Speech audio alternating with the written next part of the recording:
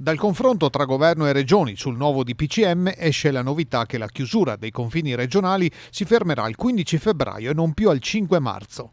L'idea delle regioni è quella comunque che ci sia modo anche di fare dei tagliandi strada facendo, perché non è che possiamo pensare che una regione finisca in zona arancione e ci resti ad libitum. Prosegue il confronto sulla vaccinazione anti-Covid. 40.000 a settimana le dosi Pfizer per il Veneto destinati a medici e RSA. C'è un dato importante che il 29 di gennaio ci sarà la valutazione EMA per AstraZeneca. Se si apre il fronte AstraZeneca è verosimile che noi si possa chiudere la partita vaccinale per giugno. Ci sono poi circa 7.000 vaccini Moderna per gli ultraottantenni, 350.000 persone in Veneto.